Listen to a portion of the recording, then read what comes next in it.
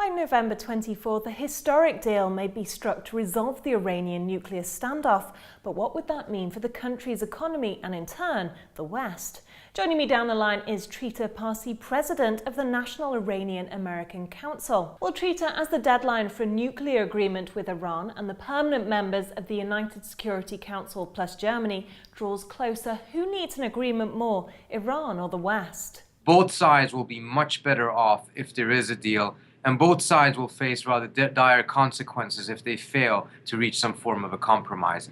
And that balance of interest is probably one of the key reasons as to why the negotiations have been this successful thus far. Well, the sanctions were intended to prevent Iran gaining the technology to develop its nuclear program and punish the government members whose assets are frozen. So how much has this impacted Iran? Well, the sanctions have impacted the general economy in a very, very negative way and has made the life of average Iranians quite miserable.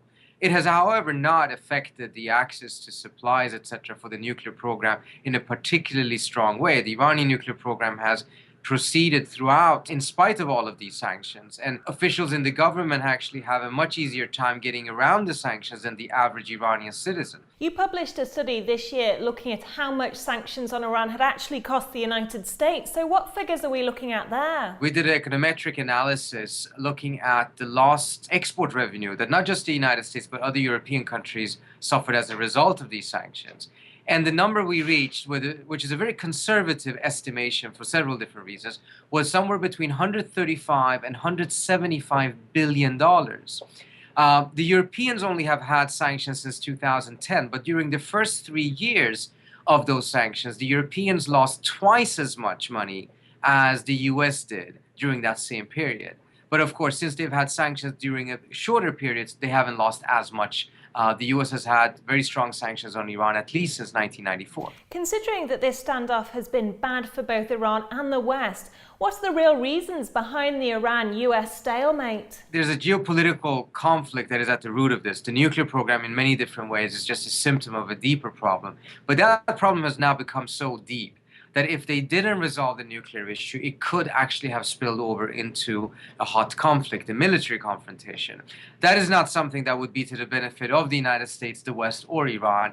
And I think that is one of the reasons as to why the two sides have come to the table and negotiated in a much more serious way than they've done before.